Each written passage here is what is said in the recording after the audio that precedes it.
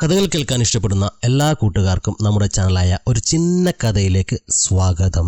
ഇന്ന് നമ്മൾ കേൾക്കാൻ പോകുന്ന കഥ ചൊവ്വാഗ്രഹത്തിൽ ഒറ്റപ്പെടുന്ന നായകൻ ജീവൻ നിലനിർത്താൻ കൃഷി ചെയ്യുന്നു. അതും ചൊവ്വാഗ്രഹത്തിൽ. തന്റെ ദൃഢനിശ്ചയം കൊണ്ടും ആത്മവിശ്വാസവും കൊണ്ട് ഭൂമിയിലേക്ക് തിരിച്ചെത്തുന്ന നായകൻ. സയന്റിഫിക് മൂവി എന്നതിലുപരി ഒരു സർവൈവൽ ത്രില്ലർ കൂടിയാണ് 2015 ഇറങ്ങിയ ദ മാർഷ്യൻ എന്ന ചിത്രം. അപ്പോൾ ഈ സിനിമയുടെ കഥകൾ കേൾക്കാം. അതിനു മുമ്പ് നമ്മുടെ ചാനൽ ലൈക്ക് ചെയ്യാനും സബ്സ്ക്രൈബ് ചെയ്യാനും മറക്കരുത്. സിനിമയുടെ ഉള്ളിലേക്ക് എത്തി നോക്കുമ്പോൾ നാസ വിക്ഷേപിച്ച ഏരിയ 3 എന്ന സ്പേസ്ഷിപ്പ് 4 വർഷം യാത്ര ചെയ്ത് ചൊവ്വാഗ്രഹത്തിൽ എത്തിയിരിക്കുകയാണ്. ഈ സ്പേസ്ഷിപ്പിന്റെ യാത്ര ഉദ്ദേശം ചൊവ്വാഗ്രഹത്തിൽ മനുഷ്യവാസം സാധ്യമാണോ, അതുകൂടാതെ ചൊവ്വാഗ്രഹത്തിന്റെ അന്തരീക്ഷത്തെക്കുറിച്ചും ഹ്യൂമിഡിറ്റി എന്നിവയെക്കുറിച്ച് അറിയുക എന്നതാണ്. അതുകൂടാതെ ചൊവ്വയിലെ മണലും പാറക്കഷ്ണങ്ങളും ഭൂമിയിലേക്ക് എത്തിക്കുക എന്ന സങ്കീർണവും അപകടം പിടിച്ചതുമായ ദൗത്യമാണ് ഇവർക്കുള്ളത്. ഈ ചൊവ്വാഗ്രഹ ദൗത്യത്തിൽ നായകൻ ഉൾപ്പെടെ 6 പേരാണ് ഉള്ളത്. ചൊവ്വാഗ്രഹം വളരെ അകലെ ആയതുകൊണ്ട് തന്നെ 4 വർഷത്തിലധികം സമയം ഇവർക്ക് യാത്രയ്ക്ക് മാത്രം വേണ്ടി വന്നിരുന്നു.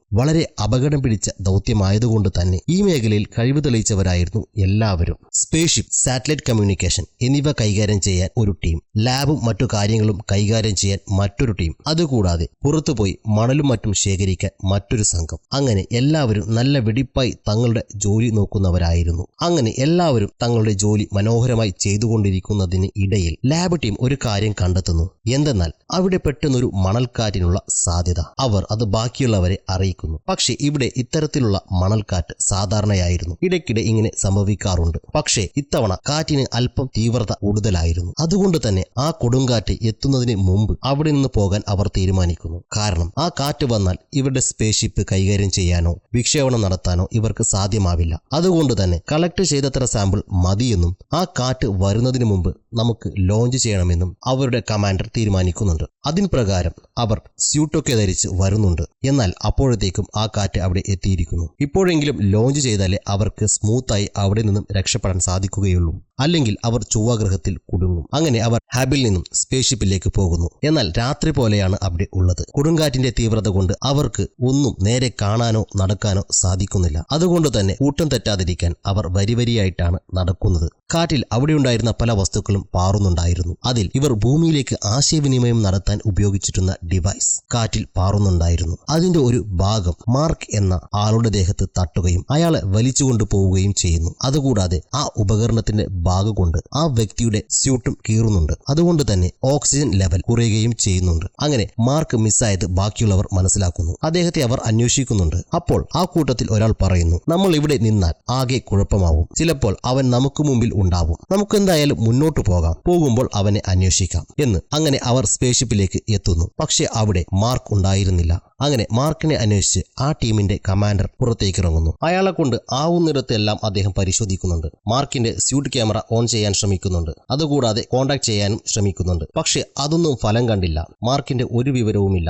കമാൻഡർ പിന്നെയും കാണാതായ ആളെ അന്വേഷിക്കുന്നുണ്ട്. കാരണം കമാൻഡറിന്റെ ഉത്തരവാദിത്തമാണ് എല്ലാവരെയും ജീവനോടെ തിരിച്ച് ഭൂമിയിൽ എത്തിക്കുക എന്നത്. പക്ഷേ കാറ്റിന്റെ തീവ്രത കൂടുന്നുണ്ട്. സ്പേസ്ഷിപ്പിന് സ്ഥാനമാറ്റവും സംഭവിക്കുന്നുണ്ട്. ഇപ്പോൾ സ്പേസ്ഷിപ്പ് ലോഞ്ച് ചെയ്തില്ലെങ്കിൽ അപകടമാണ്. കാരണം ആ കാറ്റിൽ ഇവരുടെ സ്പേസ്ഷിപ്പ് തകരും. അങ്ങനെ മാർട്ടിന്റെ സ്യൂട്ട് ക്യാമറ ഓണാവാത്തതുകൊണ്ടും ബാക്കിയുള്ളവരെ മരണത്തിലേക്ക് തള്ളിവിടാനുള്ള മടി കൊണ്ടും മാർക്ക് മരിച്ചിട്ടുണ്ടാവും എന്ന നിഗമനത്തിലാണ് കമാൻഡർ എത്തിയത്. അങ്ങനെ അദ്ദേഹം സ്പേസ്ഷിപ്പ് ലോഞ്ച് ചെയ്യാൻ തീരുമാനിക്കുന്നു. അങ്ങനെ അവർ എങ്ങനെയൊക്കെയോ ലോഞ്ച് ചെയ്ത് ചൊവ്വാഗ്രഹത്തിൽ നിന്നും രക്ഷപ്പെടുന്നു. എന്നാൽ തങ്ങളുടെ കൂടെ ഇത്രയും കാലം ജോലി ചെയ്ത ഒരാൾ ഇപ്പോൾ കൂടെ ഇല്ല എന്ന് ഓർക്കുമ്പോൾ അവർക്ക് സങ്കടം സഹിക്കാൻ കഴിഞ്ഞിരുന്നില്ല. അങ്ങനെ അവർ മാർക്ക് മരിച്ച വിവരം ഭൂമിയിലേക്ക് അറിയിക്കുന്നു. അതിനെ തുടർന്ന് നാസയുടെ ഡയറക്ടർ മാർസിൽ നടന്ന ദുരന്തത്തെയും ഒരാൾ മരണപ്പെട്ടെന്ന കാര്യവും ബാക്കിയുള്ളവർ തിരിച്ച് ഭൂമിയിലേക്ക് വരുന്നുണ്ട് എന്ന കാര്യവും മാധ്യമങ്ങളെ അറിയിക്കുന്നു. അതിനുശേഷം ചൊവ്വാഗ്രഹത്തെ കാണിക്കുന്നുണ്ട്. അവിടെ ഇപ്പോൾ ശാന്തമാണ്. അങ്ങകലെ ഒരു മനുഷ്യന്റെ ശരീരം കാണാം. അത് നമ്മുടെ മാർക്കിന്റേതാണ്. പക്ഷേ അദ്ദേഹം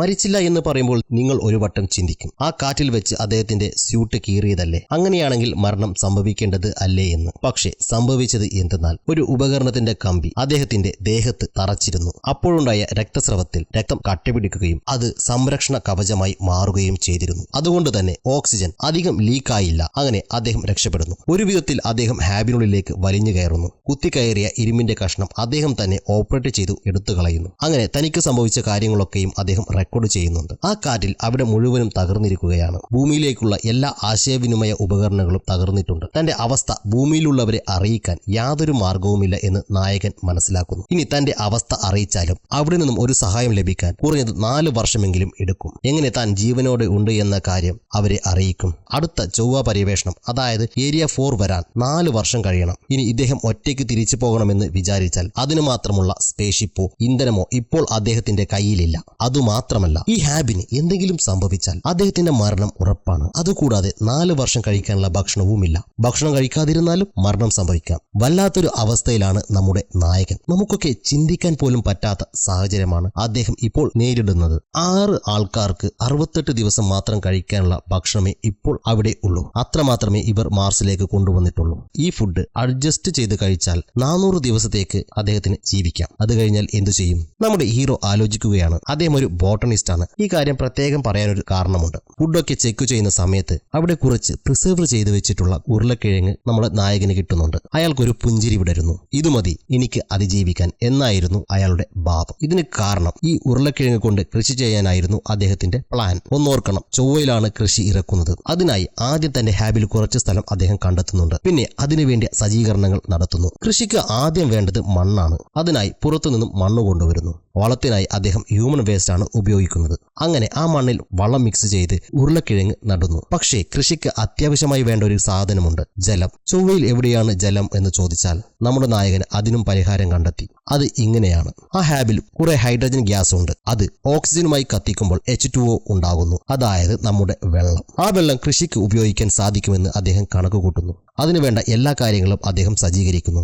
അങ്ങനെ അദ്ദേഹം തീ കത്തിക്കുന്നു. എന്നാൽ അദ്ദേഹത്തിന് ഒരു അബദ്ധം പറ്റുന്നുണ്ട്. അത് എന്തെന്നാൽ ഹാബിലെ ഓക്സിജൻ ലെവൽ അദ്ദേഹം ചെക്ക് ചെയ്തിരുന്നില്ല. അതുകൊണ്ട് തന്നെ എയർലോക്ക് ഡാമേജ് ആവുകയും അവിടം ചെറിയൊരു സ്ഫോടനം നടക്കുകയും ചെയ്യുന്നു. ആ സ്ഫോടനത്തിൽ നായകന് പരിക്കേൽക്കുന്നു. പരിക്ക് മാത്രമല്ല, അദ്ദേഹത്തിന്റെ പരീക്ഷണം പരാജയപ്പെടുകയും ചെയ്യുന്നു. എന്നാൽ പിന്മാറാൻ നമ്മുടെ നായകൻ തയ്യാറല്ല. തനിക്ക് പറ്റിയ മിസ്റ്റേക്ക് അദ്ദേഹം കണ്ടുപിടിക്കുന്നു. അത് പരിഹരിച്ച് അദ്ദേഹം വീണ്ടും ജലമുണ്ടാക്കാനുള്ള പരീക്ഷണം ചെയ്യുന്നു. ഇത്തവണ അദ്ദേഹം സ്വയം രക്ഷയ്ക്ക് വേണ്ടിയുള്ള പ്രിക്കോഷൻസ് ഒക്കെ എടുത്തിരുന്നു. എന്നാൽ ആ ഉദ്യമത്തിൽ നമ്മുടെ നായകൻ വിജയിക്കുന്നു. അങ്ങനെ അദ്ദേഹം ചൊവ്വാഗ്രഹത്തിൽ വെള്ളം ഉൽപ്പാദിപ്പിക്കുന്നു.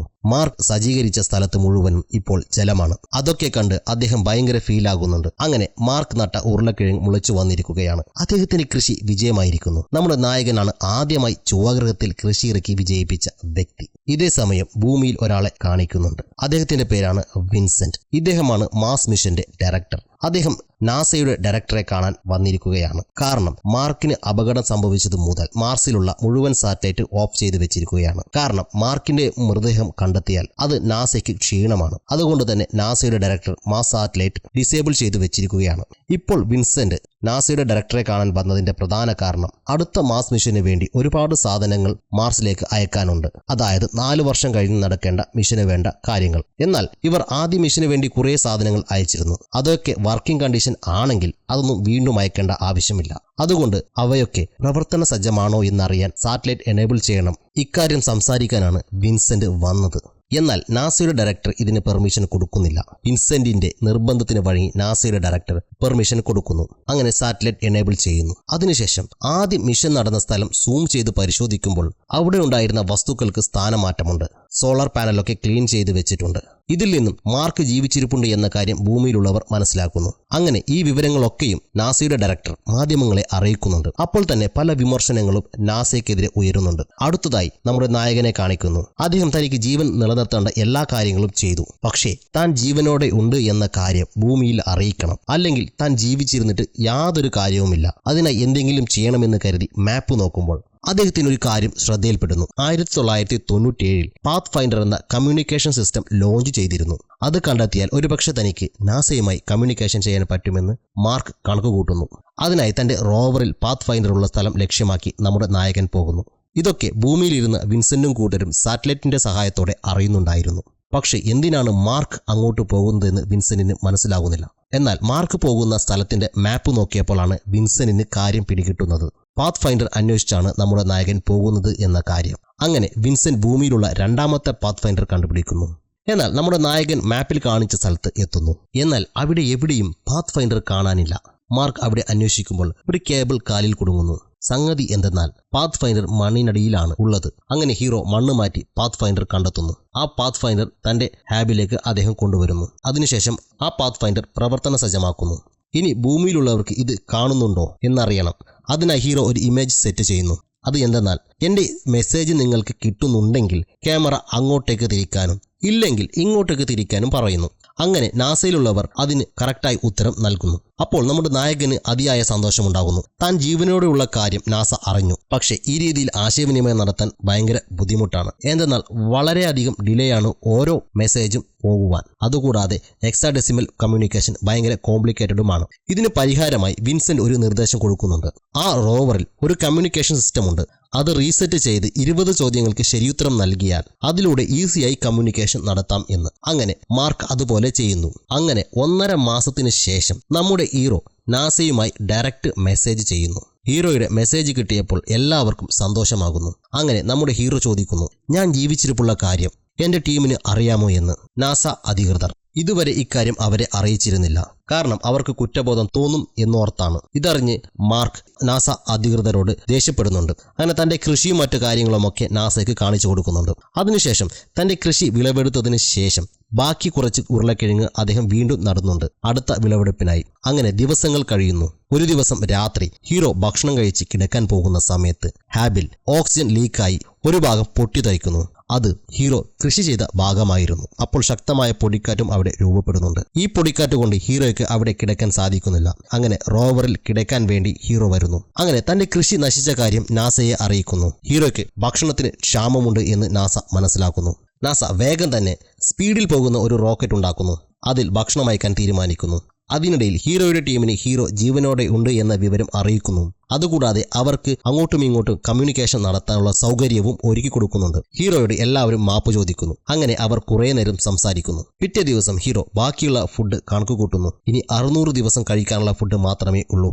അതേസമയം ഭൂമിയിൽ ഹീറോയ്ക്ക് വേണ്ട ഫുഡ് എത്തിക്കാനുള്ള സ്പീഡിൽ പോകുന്ന റോക്കറ്റ് തിരക്കി പിടിച്ച് ഉണ്ടാക്കുന്നു. അങ്ങനെ ആ റോക്കറ്റ് ഹീറോയ്ക്ക് ആവശ്യമായ ഫുഡൊക്കെ വെച്ച് ലോഞ്ച് ചെയ്യുന്നു. എന്നാൽ തിരക്കി പിടിച്ച് ഉണ്ടാക്കിയത് കൊണ്ടാവാം ടെക്നിക്കൽ എറർ വന്ന് ആ റോക്കറ്റ് തകർന്നു വീഴുന്നു. പക്ഷേ പ്രശ്നം അതല്ല. നാസയുടെ കയ്യിലുള്ള റോക്കറ്റ് ബൂസ്റ്റർ തീർന്നിരിക്കുന്നു. ഇനി റോക്കറ്റ് ബൂസ്റ്റർ ഉണ്ടാക്കാൻ കുറേ ദിവസം വേണം. അതുണ്ടാക്കി റോക്കറ്റ് ലോഞ്ച് ചെയ്യുന്നതുവരെ ഹീറോയ്ക്ക് പിടിച്ചു നിൽക്കാൻ സാധിക്കില്ല. ഇപ്പോൾ തന്നെ ഫുഡില്ലാത്തതുകൊണ്ട് ഒരു നേരം മാത്രമാണ് ഹീറോ ഭക്ഷണം കഴിക്കുന്നത്. അതേസമയം ഭൂമിയിൽ നാസയുടെ കയ്യിൽ റോക്കറ്റ് ബൂസ്റ്റർ തീർന്ന കാര്യവും ഒരാൾ ചൊവ്വയിൽ കുടുങ്ങിയ കാര്യവും പ്രസ് കോൺഫറൻസിൽ പറയുന്നുണ്ട്. ആ വാർത്ത ലോകമെമ്പാടും ടെലികാസ്റ്റ് ചെയ്യുന്നുണ്ട്. ഇക്കാര്യം ചൈനയിലുള്ളവർ കേൾക്കുന്നു. തങ്ങളുടെ കയ്യിലുള്ള ബൂസ്റ്റർ നൽകി അമേരിക്കയെ സഹായിക്കാമെന്നും മറ്റേതെങ്കിലും സാഹചര്യത്തിൽ അവരോട് എന്തെങ്കിലും സഹായം ചോദിക്കാമെന്നും പറയുന്നു. അങ്ങനെ ചൈന ബൂസ്റ്റർ നൽകാമെന്ന കാര്യം നാസ ഡയറക്ടറെ അറിയിക്കുന്നു. ഇത് കേട്ടതും ഡയറക്ടർക്ക് ഒരുപാട് സന്തോഷം തോന്നുന്നു. അടുത്ത ഷോട്ടിൽ ഒരു അമേരിക്കൻ പയ്യനെ കാണിക്കുന്നു. ഇവന്റെ കയ്യിൽ ഒരു പ്ലാൻ ഉണ്ട്. എന്തെന്നാൽ ചൊവ്വയ്ക്ക് ഡയറക്റ്റായി റോക്കറ്റ് അയക്കേണ്ട, മറിച്ച് ചൊവ്വയിൽ നിന്നും തിരിച്ചു വരുന്നവർ ഭൂമിയെ ഒന്നുകൂടി ഭ്രമണം ചെയ്യണമെന്നും അവരുടെ കയ്യിൽ ആവശ്യമായ സാധനങ്ങൾ കൊടുത്തുവിട്ടാൽ 1 വർഷം കൊണ്ട് അവർ ചൊവ്വയിലെത്തും. അതുകൂടാതെ ഹീറോയുടെ അടുത്ത് ഒരു ചെറിയ റോക്കറ്റ് ഉണ്ട്. അത് ഉപയോഗിച്ച് ഹീറോയ്ക്ക് ഭൂമിയിലേക്ക് വരാം. ഇതിനെക്കുറിച്ച് ഡീറ്റെയിൽഡായി ആ പയ്യൻ വിശദീകരിക്കുന്നുണ്ട്. പക്ഷെ ഇതിലൊരു പ്രശ്നമുണ്ട്. എന്തെന്നാൽ ഇപ്പോൾ ആ ഹീറോയുടെ സുഹൃത്തുക്കൾ കുറേ വർഷമായി ബഹിരാകാശത്ത്. അവർ ഇനി 3 മാസം കൊണ്ട് ഭൂമിയിലേക്ക് എത്തും. പക്ഷേ അവർ ഹീറോയെ രക്ഷിക്കാൻ പോയാൽ ഇനിയും 560 ദിവസം കൂടി അവർ ബഹിരാകാശത്ത് തങ്ങണം. ഈ പ്ലാൻ ഹീറോയുടെ സുഹൃത്തുക്കളോട് പറയുന്നു. എന്നാൽ അവർ സന്തോഷപൂർവ്വം ഇതിന് സമ്മതിക്കുന്നു. ഒരിക്കൽ അവനെ മരണത്തിന് വിട്ടുകൊടുത്തു. ഇനി അവനെ മരണത്തിന് വിട്ടുകൊടുക്കില്ല എന്ന് അവർ തീരുമാനിക്കുന്നു. അങ്ങനെ ചൈനീസ് ബൂസ്റ്ററിന്റെ സഹായത്താൽ റോക്കറ്റ് കുതിച്ചുയരുന്നു. എല്ലാവരുടെ നെഞ്ചിൽ തീയാണ്. എന്നാൽ റോക്കറ്റ് വിക്ഷേപണം വിജയകരമായിരുന്നു. അടുത്തതായി ഹീറോയെ കാണിക്കുന്നുണ്ട്. താടിയൊക്കെ വളർന്ന് ഭക്ഷണം കഴിക്കാതെ ആകെ തളർന്നൊരു അവസ്ഥയിലായിരുന്നു നമ്മുടെ നായകൻ. ഹീറോയ്ക്ക് ഒരു മെസ്സേജ് ലഭിക്കുന്നുണ്ട്. കുറച്ചകലെ ചെറിയൊരു റോക്കറ്റ് ഉണ്ട് എന്നും അതിൽ കയറി ചൊവ്വയുടെ ഭ്രമണപഥത്തിന് വെളിയിൽ വരണമെന്നും. അപ്പോൾ ഹീറോയുടെ സുഹൃത്തുക്കളുള്ള പേടകം അതേസമയം അവിടെ ഉണ്ടാകും. അതിൽ കയറി ഹീറോയ്ക്ക് രക്ഷപ്പെടാം. എന്നാൽ ഹീറോയുടെ അടുത്തുള്ള റോക്കറ്റ് വളരെ ചെറുതാണ്. അതുകൊണ്ട് തന്നെ അതിന്റെ ഭാരം കുറയ്ക്കേണ്ടതുണ്ട്. അതുകൊണ്ട് ആ റോക്കറ്റിനകത്തുള്ള ആവശ്യമില്ലാത്ത എല്ലാ ഭാഗങ്ങളും ഒഴിവാക്കാൻ ഹീറോയ്ക്ക് നിർദ്ദേശം ലഭിക്കുന്നു. ഹീറോ അതേപോലെ ചെയ്യുന്നു. സീറ്റും ആവശ്യമില്ലാത്ത എല്ലാ കാര്യങ്ങളും നീക്കം ചെയ്യുന്നു. അങ്ങനെ ഹീറോ താടിയൊക്കെ ഷേവ് ചെയ്ത് തന്റെ സ്യൂട്ടൊക്കെ ധരിച്ച് ഹീറോയുടെ റോക്കറ്റും ലോഞ്ച് ചെയ്യുന്നു. ഇതേ സമയം മറ്റേ പേടകം ചൊവ്വ ലക്ഷ്യമാക്കി കുതിക്കുന്നു. എന്നാൽ കുറച്ചു കഴിയുമ്പോൾ ഹീറോയുടെ റോക്കറ്റിന്റെ ബൂസ്റ്റർ കുറഞ്ഞു വരുന്നു. ഈ പ്രശ്നം തരണം ചെയ്യണമെങ്കിൽ സുഹൃത്തുക്കളുടെ പേടകം വേഗത്തിൽ പോകണം. ഇതിനായി അവർ തങ്ങളുടെ പേടകത്തിന്റെ സ്പീഡ് കൂട്ടാൻ അവരുടെ പേടകത്തിൽ ഒരു ഭാഗം പൊട്ടിത്തെറിപ്പിക്കുന്നു. അപ്പോൾ ഉണ്ടായ എയർ പ്രഷറിൽ അവരുടെ പേടകം കുറച്ചുകൂടി വേഗത്തിൽ മുന്നോട്ട് പോകുന്നു. എന്നാൽ ഹീറോ ചെയ്തത് റോക്കറ്റിന്റെ ബൂസ്റ്റർ തീർന്നപ്പോൾ അതിന്റെ പുറത്തു വരാൻ തന്റെ സ്യൂട്ട് ചെറിയൊരു ദ്വാരമുണ്ടാക്കുന്നു. ആ ദ്വാരമുണ്ടാക്കുമ്പോഴുണ്ടായ ബ്ലാസ്റ്റിലുണ്ടായ എയർ പ്രഷർ അഡ്ജസ്റ്റ് ചെയ്ത് നമ്മുടെ ഹീറോ മുന്നോട്ട് കുതിക്കുന്നു, ഒരു അയൺമാനെ പോലെ. പക്ഷേ രക്ഷിക്കാൻ വന്ന പേടകത്തിന്റെ ബൂസ്റ്റർ തീരുന്നു. അപ്പോൾ ആ പേടകത്തിന്റെ കമാൻഡർ ലൂയിസ് വള്ളികെട്ടി ഹീറോയെ രക്ഷിക്കാൻ പുറത്തേക്ക് വരുന്നു. എന്നാൽ കുറച്ചു ദൂരം മുന്നോട്ട് വരുമ്പോൾ റോപ്പ് തീരുന്നു. ഇത്രയും വന്നിട്ട് ഹീറോയെ രക്ഷിക്കാൻ പറ്റിയില്ല എന്നോർത്ത് ദുഃഖിക്കുമ്പോൾ ഹീറോ തന്റെ സ്യൂട്ടിലെ എയർ പ്രഷർ അഡ്ജസ്റ്റ് ചെയ്തുകൊണ്ട് വരുന്ന കാഴ്ചയാണ് അവർ കണ്ടത്. അങ്ങനെ കമാൻഡർ നമ്മുടെ ഹീറോയെ ചേർത്ത് പിടിക്കുന്നു. പേടകത്തിലേക്ക് തിരിച്ചു വരുന്നു. മരിച്ചെന്ന് കരുതിയ സുഹൃത്തിനെ തിരിച്ചു കിട്ടിയ സന്തോഷത്തിലാണ് ഹീറോയുടെ സുഹൃത്തുക്കൾ. ഭൂമിയിൽ ഹീറോയെ ജീവനോടെ ലഭിച്ചതിന്റെ സന്തോഷവും. അങ്ങനെ കുറച്ച് വർഷങ്ങൾ കഴിഞ്ഞാണ് കാണിക്കുന്നത്. ഹീറോ ഒരു പ്രൊഫസറായി മാറിയിരിക്കുകയാണ്. താൻ എങ്ങനെയാണ് ചൊവ്വയിൽ ജീവിച്ചത് എന്നും താൻ എങ്ങനെ അവിടെ നിന്നും രക്ഷപ്പെട്ടു എന്ന് കുട്ടികൾക്ക് ക്ലാസ് എടുക്കുകയാണ് നമ്മുടെ ഹീറോ. മനസ്സുണ്ടെങ്കിൽ മാർഗവുമുണ്ട് എന്ന പഴഞ്ചൊല്ല് അനവർത്ഥമാക്കുന്ന ഒരു സിനിമയാണ്. കാണുന്നവരെല്ലാവരും ചാനൽ ഒന്ന് സബ്സ്ക്രൈബ് ചെയ്യുക. ഈ വീഡിയോ ഇഷ്ടപ്പെട്ടെങ്കിൽ നമ്മുടെ ചാനൽ സബ്സ്ക്രൈബ് ചെയ്യാനും ലൈക്ക് ചെയ്യാനും ഷെയർ ചെയ്യാനും മറക്കരുത്. എല്ലാവർക്കും ഹൃദയം നിറഞ്ഞ നന്ദി.